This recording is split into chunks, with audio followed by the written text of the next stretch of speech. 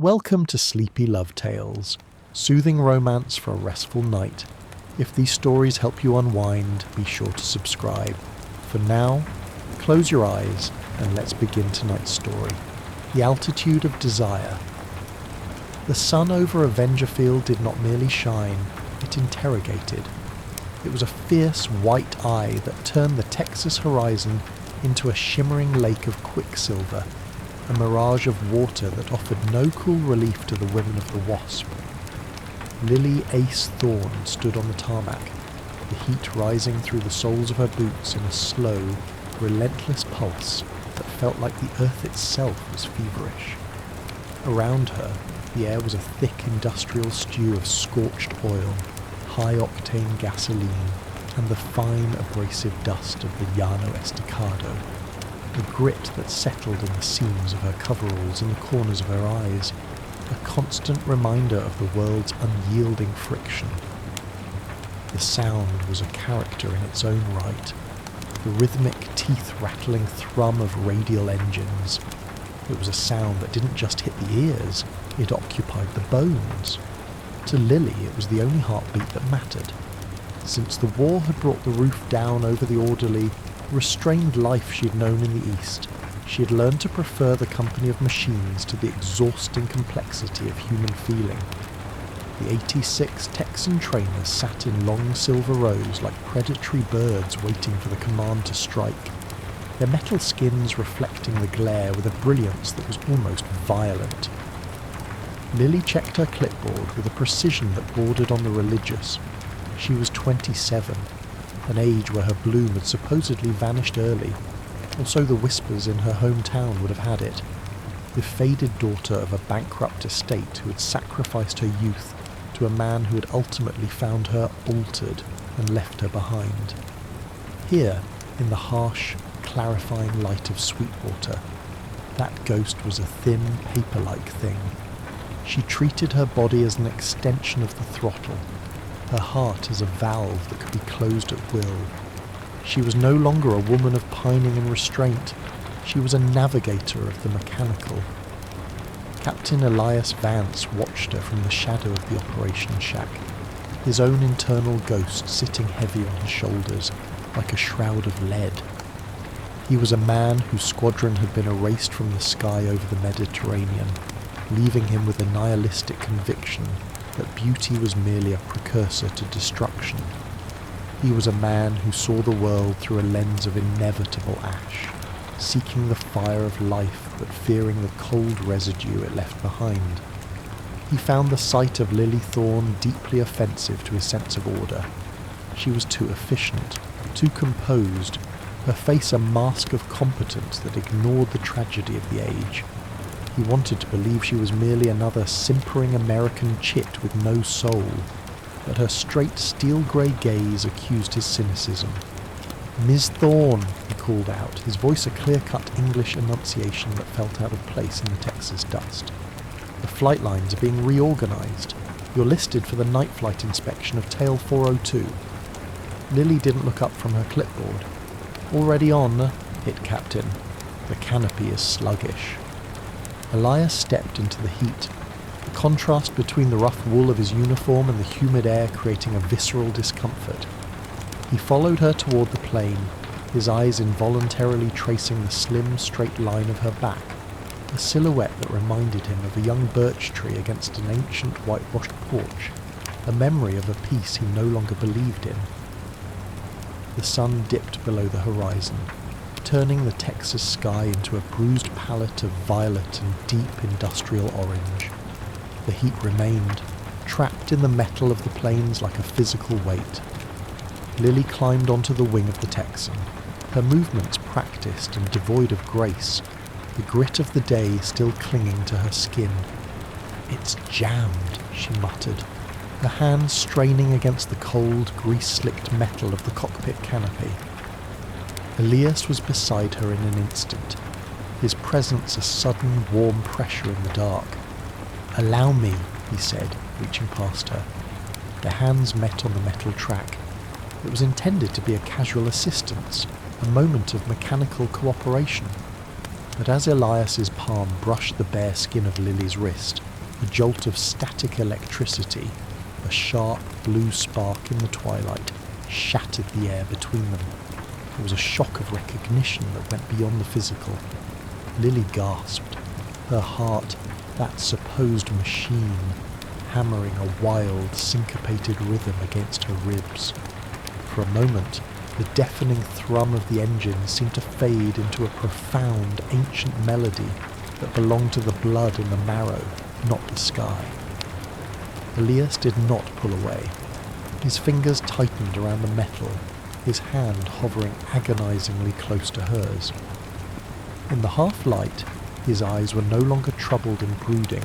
They were dark, consuming, filled with a tired desire that mirrored the vast, unmapped landscape of the desert. "The metal is hot," he whispered, his voice vibrating in the small space of the wing. "I hadn't noticed," Lily replied, her composure a fractured thing. The canopy gave way with a sudden, violent slide, but neither moved. They stood on the precipice of a new, unexplored world, the smell of sage and oil swirling around them like a secret incense. The spark had been struck, and though they were pilots of war, they were now navigators of a fire that neither could control. A sudden dust storm, a black blizzard of the plains, swept over the field 2 days later, turning the afternoon into a gritty, sepia-toned midnight. Lily and Elias, caught mid-transit between the mess hall and the flight line, were forced to take shelter in a remote, half-empty hangar. Inside, the atmosphere was a sanctuary of skin and canvas. The wind outside howled against the corrugated metal walls, a sound like 1,000 distant ghosts. But inside, the air was still and smelled of dry sage and the heavy, sweet scent of dope used to stiffen the plane's fabric wings. They sat on a pile of folded parachutes, the silk rustling beneath them like a dry, white sea. "You look absurd," Lily said, her voice echoing in the vast dim space. She was looking at Elias, whose impeccably tailored uniform was now coated in a fine layer of red Texas earth, making him look more like a common labourer than a captain. Elias laughed, an unguarded rhythmic sound that Lily had never heard from him. "I suppose I do. It seems the English accent is no match for a Texas wind." He leaned back, his eyes searching hers in the half-light. "Sometimes, Thorne, I feel as if I have forgotten the language of the living.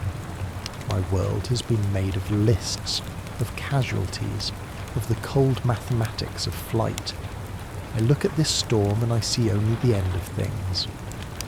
Lily felt a sudden, sharp ache of compassion for him. She reached out, her fingers brushing the dust from his shoulder. "The storm ends, Captain. The dust settles. We are still here." Her hand lingered a second too long. The tension between them was no longer a static jolt. It was a slow, molten burn. Elias didn't move, but his gaze became a weight, a visceral pull that Lily felt in her very quick. They were two people on a sinking ship, finding a strange, desperate intimacy in the ruin. The officers' club was a crowded, humid environment, the air thick with the smell of cheap bourbon, and the desperate energy of men and women who didn't know if they would see the next sunrise. A scratchy record played on a phonograph, its brassy notes competing with the loud, malicious laughter of the men at the bar. Elias led Lily onto the small, makeshift dance floor. As they moved, his hand came to rest on the small of her back. The contrast was a revelation. The rough, scratchy wool of his uniform sleeve against the thin, soft cotton of her dress. It was a near touch that felt more intimate than a kiss, a sensory immersion that made Lily's knees feel like they were melting inside her. "You dance better than you inspect tail sections," Elias whispered near her ear, his breath a warm, nipping air against her neck. Lily looked up at him, her grey eyes marvellous in the shifting light. "And you, Captain, seem remarkably adept at avoiding the gloom when the music starts." "I am merely holding on to the one thing that feels solid in this mad tea party," he replied, his grip on her waist tightening almost imperceptibly. They were surrounded by people, yet they were in a secluded wood of their own making. Every time their bodies brushed in the crowd, a queer, vibrating thrill rippled through Lily, a final spasm of self-assertion against her machine-like reserve. The deepening intensified during a high-altitude training maneuver. Elias was in the lead plane, Lily on his wing. A sudden thermal caught her Texan, throwing the plane toward his in a terrifying silver flash. She corrected just in time, the two planes missing each other by mere inches. When they landed, the adrenaline was a physical presence, a heat that shimmered off the runway. Elias was out of his cockpit before his engine had fully stopped, his face a disfigured mask of rage and terror. "What in the name of God were you doing?" he shouted, grabbing her by the shoulders as she climbed down. Lily didn't answer. She was breathing fast, her eyes wide and wide-eyed and lost. The weight of his gaze was heavier than the Texas heat, his hands on her shoulders a command she had no power to resist. "You almost..." He broke off, his anger suddenly collapsing into a desperate heaving breast. He drew her close, the smell of his sweat and the hot metal of the plane creating a sanctuary of skin amidst the machinery of war.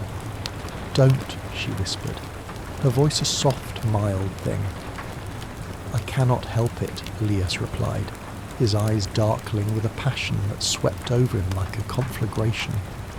He stood silhouetted against the horizon, the first real threat of loss having stripped away their masks and left them exposed. The news arrived with the cold, prideful distance of a government decree. Lily Thorne was selected for an elite high-risk ferrying mission to the North African front, while Elias Vance was ordered back to immediate combat duty in the Mediterranean. The announcement, made in the sterile, airless environment of the operations room, felt like a literal wound to Lily. Her internal ghost, the girl who'd been left behind to wither while others sailed into the sun, erupted with a cold, desperate withdrawal. She looked at Elias across the room, her word having no weight, her convenience, as always, giving way to the necessities of men. She didn't seek him out. Instead, she retreated into a well-bred sort of emotional anarchy, mocking her own feelings before they could mock her. When Elias tried to speak to her in the shadow of Tail 402, she turned her face away, her expression anxious and triumphant in its icy composure. "Thorne, we need to talk about the logistics," he said, his voice hesitant, lacking its usual assertive shape. "There is nothing to talk about, Captain," she replied, her voice low and steady, as if she were speaking to a stranger. "The war has its utility, and we are merely its tools. You have your orders, and I have mine. Anything else is a minor accompaniment." She felt him flinch, a slight sign of awareness of the woman's presence that she refused to acknowledge. He was millions of degrees remote from her now, and she preferred it that way. If she couldn't have his presence, she would have her own perfect, pure and noble freedom. Elias departed for the coast at daybreak, without a final word. Lily sat in the cockpit of her trainer, the engine silent for the first time in months. The absence of the thrum was not peace, it was a hollow echo of a ghost, a vacuum that sucked the very vitality out of the air. She watched the empty bay of the sky where his plane had disappeared, her gaze fixed on a smoke plume that was already vague on the bright skyline. The landscape of the airfield, once so full of electric potential, was now merely scorched earth and toppling masonry in her mind. The days that followed were a stupor of discontent. She went through the motions of her final training, her body a machine, but her heart fretted with a pain that was not yet the pain of a love, but the visceral ache of a physical union that had been denied its crisis. She lay in her bunk at night, the silence of the barracks so heavy she felt she was being crushed by it. She remembered his hand on her wrist, the heart of my heart quality of his unguarded laughter, and the memory was a menace that threatened to dethrone her pride. She was alone, absolutely destitute and friendless in her own soul.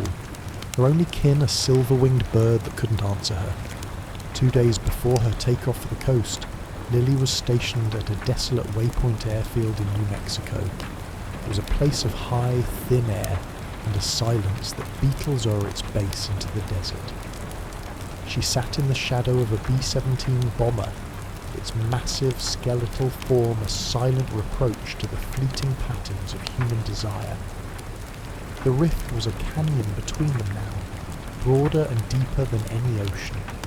She felt that she'd betrayed herself perpetually, so unguarded in her first spark, so cowardly in her rift. She was a girl whose brain was full of abnormal thought, waiting for a bell to toll for a life she hadn't yet lived. The silence of the waypoint was broken by a sound that made Lily's pulses beat in her eyes. It was the thrum of an engine, not a bomber, but the sharp, aggressive roar of a fighter plane. A silhouette appeared against the golden horizon, a silver-winged plane that was not supposed to be there. Lily stood up, her heart clenching like a fist. She knew that sound.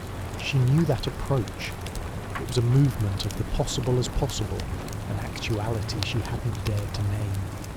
Elias Vance had flown across 1,000 miles of desert to find her, before the war swallowed them both whole. Elias landed the plane with a reckless sliding grace that threw a cloud of copper snow across the desert airfield. He was out of the cockpit and running before the propeller had finished its dying cough. Lily stood by the massive tire of the B-17, her breath coming in short, gasping fits of loud, groaning hope. "I have reasons for being here," he said, his voice hoarsened and rasping, his face congested with a dark flush he had never seen. He didn't wait for her to speak. He seized her as a prize, his arms throwing themselves round her neck with a boisterous, desperate ceremony. "You are a fool, Captain," Lily whispered, her face buried in the rough wool of his uniform, the smell of cordite and gasoline a more intoxicating perfume than any orris. "I am a man who would rather burn in your fire than freeze in my safety," Elias replied, his hands tracing the silky slope of her loins through the fabric of her flight suit. "The war can have my life, but it cannot have this night." He led her into the belly of the bomber, a dark, cavernous sanctuary of cold metal smelling, of oil and old leather. Inside, the desert wind was a distant, irrelevant thing, and the silence was a gate they were finally ready to walk through. In the dim, shadowed interior of the B-17, Elias's hands were no longer hesitant. He unfastened her flight suit, the metal zipper a sharp, industrial sound in the silence. As the fabric fell away, Lily felt her legs naked and free, an extraordinary sensation of sticking to the cold metal seat that was quickly replaced by the wavers of his heat. Elias's mouth fastened on the tip of her breast, his tongue insistent, shocking her with a visceral realism that shattered her last machine-like defense. Lily moaned with a happiness and deliverance she had never known, her own hands groping for the pulse in his throat, a throb that felt like the very heartbeat of the living world. He was molten inside her, a flame of desire that shot through every conduit of her body. Drawing from a primal, rhythmic synchronization that mimicked the engine's power, Elias plunged into her with an unwavering heat, his body a home-driven wedge that fixed her to the moment, making her quick, spirited and alive all over. The anatomical honesty of their union was a celebratory scene, where the white liquid of their shared passion was not a manifestation of energy, but a healing of the bruise of the war. They found a primeval thing in the heart of the machinery, a final chapter that refused to be suppressed. As they lay afterward on the folded parachutes, the soft, quiescent rapture of their shared skin was a sanctuary amidst the tools of destruction. The physical union had exorcised their ghosts. Lily realized her heart was not a machine to be controlled, but a well-born source of life that had been waiting for this shock of recognition. Elias looked at her, his smoke-blue eyes mobile and clear. I used to think beauty was a snare, a precursor to the ash. But this night is indestructible. It is a symbol of a different art. Not the cracked looking-glass, but the form of forms. They were no longer pilots of a tragic age. They were creatures of the afterwards, who had found a soul in the heat of the fire. The transformation was absolute. They stood and fastened their clothes, looking round at the dense and mechanical world with a sense of infinite soothing and assurance. The reckoning was over, and the truth had erupted like a bell rippling up to a culmination. The day arrived not with a roar, but with a sudden vast candescence of silence. The war had ended, and the ruins of the age were finally ready to be built upon. Lily Thorne stood once more on the tarmac, no longer a ferrier of death, but a pioneer of a new, unmapped peace. She watched a flight of planes take off in a final celebratory salute, their silver wings catching the blue horizon. The thrumming vibration returned, but instead of representing a machine-like coldness, it now resonated as the heartbeat of a shared future. It was the sensory echo of that, night in the desert, a rhythm that promised sex and home building and race founding. Elias returned in a comfortable carriage of his own making, his face scarred by the fires of the front, but alive in the eyes. He was finally liberated from his gloom, a man who had seen the magic lure of the living and had refused to let go. They met in the middle of the runway, the dust settling around them like a benediction. As they embraced, the heat of the sun was no longer an interrogation. It was a gleamy warmth that shot through their joined hands. "You are still altered," Elias whispered, pulling her back down onto the bench of the heart and kissing her with a fervour that had no equal. "And you, Captain," he replied, her lips having the frosty fragrance of a young autumnal rose, "are still the most impossible person I have ever known." They stood as two silhouettes against the vast open sky, standing between a parked silver-winged plane and a horizon that offered a paradisal promise. They were no longer pilots of war, but navigators of a new life, their every effort to share each other's thoughts and gild their days with a realistic, tender and lingering intimacy. The shuttle had finished its slow and heavy weaving, binding their far shores together with a cord of truth and courage that none could compute. They were at last in the woman's kingdom and the man's heart, world without end.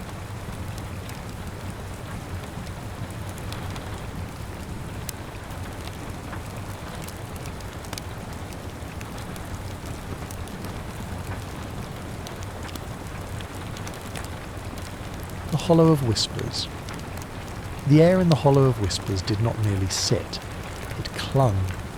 There was a thick, syrupy suspension of humid Kentucky heat and the heavy, narcotic scent of curing tobacco from the nearby barns. To Abigail Thorne, this humidity felt like a physical weight against her ribs, a reminder of the gravity of her station. She stood at the edge of the limestone-rimmed creek, her grey cotton dress a stark, unadorned line against the riotous green of the overgrowth.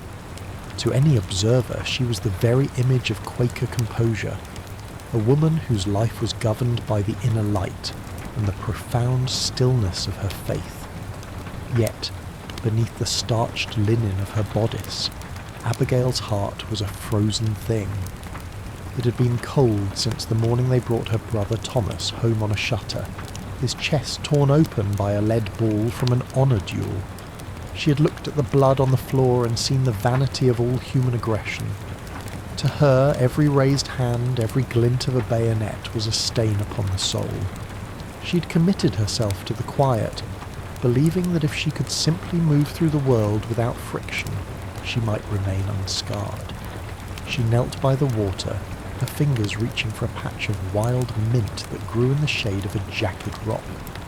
As her hand closed around the stems, the sharp, cool, bruised scent rose up, a sudden, bracing clarity in the oppressive heat. The water is higher than it looks, Miss Thorne."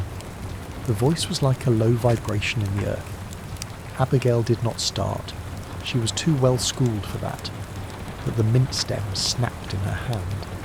She stood slowly, turning to find a man in a tunic of new, coarse grey wool. Silas Vance did not belong in the hollow. He was a creature of motion and iron, his frame hardened by a life of tethers he had tried to outrun. His father had been a man of the cavalry, returning from Mexico as little more than a ghost who eventually vanished into the woods, leaving Silas with the bitter knowledge that to love was to be abandoned. Silas had enlisted for the Confederacy not because he believed in the sovereignty of the states, but because the regiment offered a rhythm he understood. The bit, the saddle, the charge. He feared the stillness Abigail inhabited. He feared that if he stopped moving, the silence would swallow him whole. "The storm upstream has swollen the bed," Silas said, stepping closer. He looked at the bruised mint in her hand. "You have a fondness for things that require crushing to show their worth." Abigail met his gaze. His eyes were the colour of the river after a flood, turbid and deep. "I have a fondness for things that remain where they are planted, Mr. Vance, unlike some who find it necessary to dress for destruction." Silas's jaw tightened. The uniform felt heavy, the wool scratching at his neck. He stepped into the shallows, the water swirling around his leather boots. "I am here to ensure the safety of this border. Even a pacifist needs a bridge on occasion." He reached out a hand. It was a massive thing, calloused and stained with the oil of his carbine. Abigail hesitated. To touch him was to acknowledge the war, but the creek was indeed a churning froth of mud and debris. She placed her hand in his. The contact was not a mere touch. It was an intrusion. Through the thin cotton of her sleeve, the heat of his palm seared her skin. It was a visceral, thrumming electricity that defied every vow of restraint she had ever made. Her breath caught, not in her throat, but in the very centre of her chest. For a moment, the world narrowed to the point of contact, the solid, unyielding weight of him against her own fragile poise. "Steady," he whispered. The word was a ghost of a sound, lost to the rush of the water. As he pulled her toward the bank, his thumb grazed the underside of her wrist, where the pulse hammered like a trapped bird. Abigail felt the frost in her heart crack. It was a terrifying sensation, a sudden thaw that promised only the chaos of the flood. When she finally stepped onto the dry silt, she pulled her hand away as if burned. "I am obliged to thee," she said, her voice trembling despite her best efforts to use the formal, plain speech of her people. "Don't be," Silas replied, his gaze lingering on the mint leaves scattered at her feet. "Some things are better left uncrossed." 2 weeks later, the heat had broken into a series of fitful electric drizzles. Abigail found Silas in the shade of the old smokehouse, his large hands moving with unexpected delicacy over a bundle of feathers. "He hit the telegraph wire," Silas said without looking up. In his lap lay a kestrel, its wing hanging at a sickening angle. The bird's eyes were wide, golden orbs of terror. Abigail knelt beside him, the hem of her skirt soaking up the damp earth. "Thou art trying to mend what thy kind usually breaks." "I am not a destroyer by nature, Abigail, only by circumstance." Together they worked to bind the wing. It required a terrible, intimate proximity. Silas held the bird's body against his thigh, his muscular legs framing the small creature. Abigail wound the linen strips. Her knuckles repeatedly brushed against the rough wool of his trousers, and the scent of him, salt, horse, and wood smoke, began to overwhelm the smell of the damp earth. "I fear the silence," Silas confessed suddenly. His voice was raw, stripped of its military bark. Not the dark, but the silence after the cannons stop, when you realise everyone is waiting for a sound that will never come. Abigail looked up. For the first time she did not see a soldier. she saw a man who was profoundly, fundamentally lonely. A laugh bubbled up in her, not of mockery, but of pure, unguarded recognition. It was a rich, melodic sound that seemed to startle even the kestrel. "Then we are two of a kind, Silas Vance," she said, "for I'm terrified of the noise. I thought if I stayed quiet enough I would be safe from the world's clamour." The air between them changed. It became thick, charged with the same tension that precedes a lightning strike. A few days later, the tension found its home in the tobacco dry house. The room was a cathedral of hanging leaf, the air so dense with the musk of curing tobacco that it felt like breathing gold. Abigail was checking the racks when Silas entered. He didn't speak. He simply stood in the doorway, the backlighting of the afternoon sun throwing his broad shoulders into sharp relief. He moved toward her, his footsteps silent on the packed earth floor. The heat in the barn was oppressive, causing beads of moisture to form on Abigail's upper lip. Silas stopped inches from her. He didn't touch her, but the radiant heat of his body was a physical presence. He raised his hand, his thumb tracing the line of her jaw, never quite making contact with her skin, but tracking the frantic pulse in her throat. Abigail felt an ache begin in the pit of her stomach, a hollow, demanding hunger she had no name for. She wanted him to close the distance. She wanted the rough wool of his tunic to rasp against her sensitized skin. She looked at his mouth, and the world seemed to dissolve into the scent of tobacco and the sound of their synchronized shallow breaths. "You are mending my soul, Quaker," he whispered. She reached out, her fingers trembling as she took a needle and thread to a small tear in his tunic, right over the heart. She didn't ask him to remove it. She mended it while he wore it, her knuckles grazing the hard, rhythmic rise and fall of his chest. The proximity was a slow torture. Every time her hand moved, she felt the vibration of his life force. He stood perfectly still, a predator-turned statue, his eyes fixed on her lowered lashes. The air was a liquid fire, and for a moment the war outside, the politics, the blood, the honour seemed like a fiction. Only the weight of his gaze and the scent of the mint she had tucked into her waistband were real. The breaking point came with the dawn. The aching silence was shattered by the rhythmic thud of the hooves and the jangle of the iron. Silas's regiment had been ordered to seize all able-bodied livestock for the spring campaign. Abigail stood in the centre of the paddock, her arms wrapped around the neck of her lead mare, a gentle beast that was the literal lifeblood of the Thorne farm. Silas sat atop his own mount, his face a mask of cold military indifference. "Step aside, Abigail," he said. His voice was a flat, dead thing. "Thou wouldst take the bread from our mouths," she cried, her voice cracking.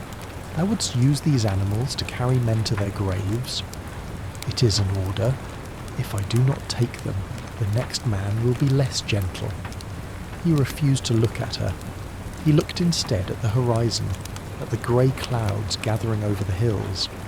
When he signalled his men to move forward, Abigail did not move. She stood like a stone until Silas himself dismounted. He took the lead rope from her hands, his fingers brushing hers. But there was no thrum of electricity now, only a cold, hollow void. "This is your duty," she whispered, her eyes burning with a rage she hadn't known she possessed. "To weaponize your presence against those who fed you." Silas didn't answer. He led the horses away, the dust from their departure coating Abigail's tongue with the taste of ash. That night the distance between the plantation and the cavalry encampment felt like a literal wound. Silas sat by a small, sputtering fire in the rain. He didn't seek cover. He let the cold water soak through his wool tunic, feeling the corrosive rot of duty eating at his insides. He looked toward the distant glow of a single candle in Abigail's window. He felt like a man watching a star from the bottom of a well. Every instinct told him to go to her, to throw down the iron and the wool and simply be.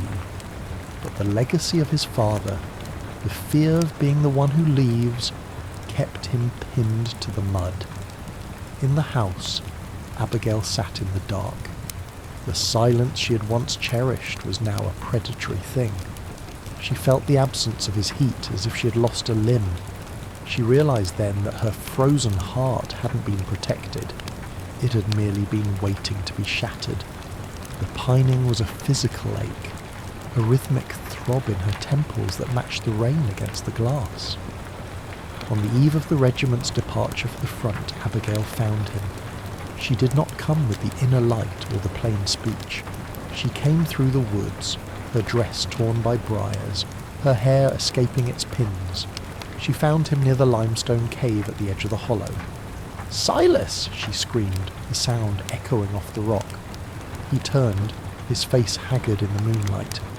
"Go back, Abigail. There's nothing left here but the dying. I will not let thee go into the dark, thinking I hate thee for thy duty," she cried, closing the distance.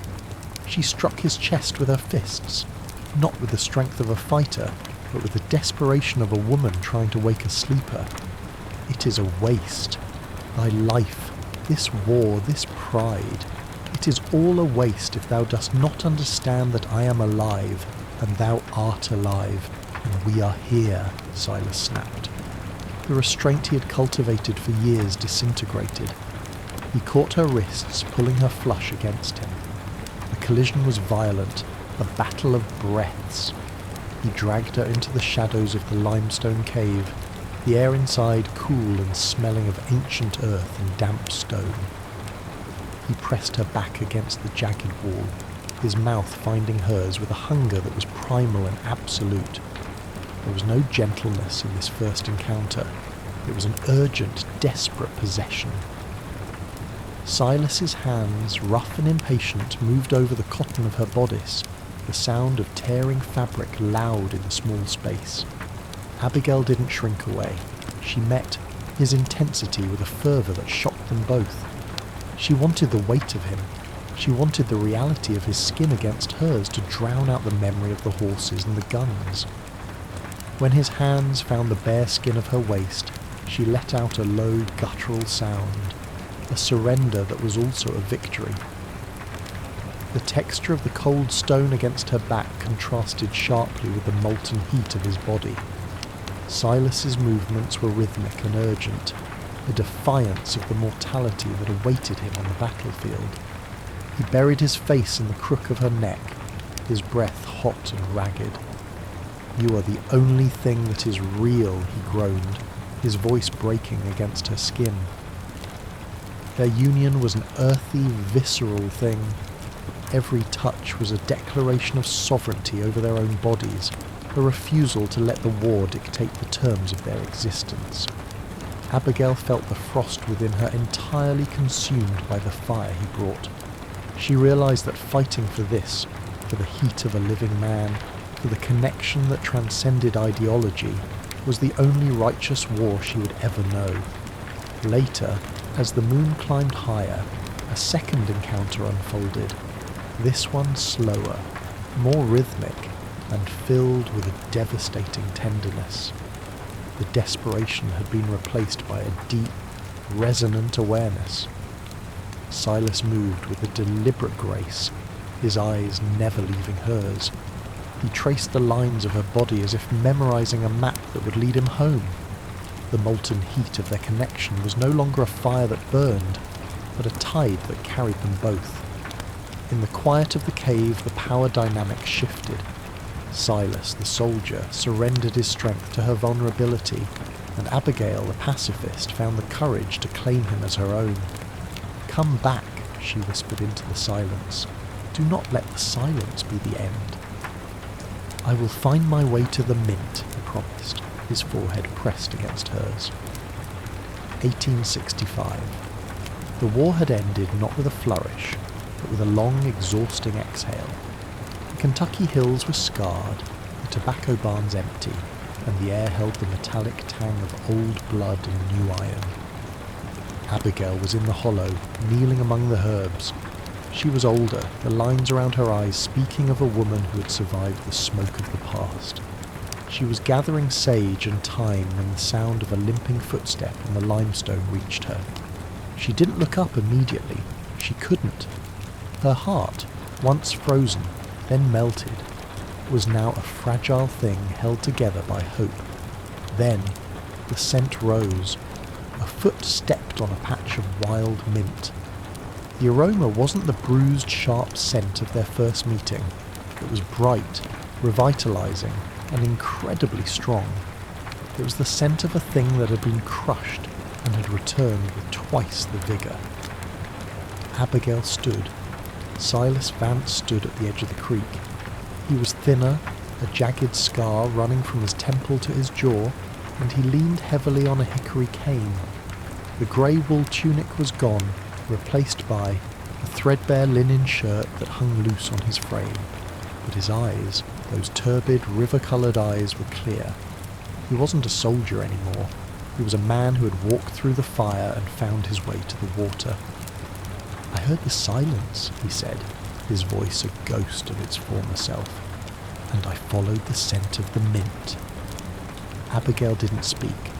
She crossed the creek, her feet splashing in the clear water. She met him in the centre of the bed, the water rushing around their ankles. She didn't offer a formal greeting. She simply reached out and took his hand, her fingers interlacing with his calloused ones.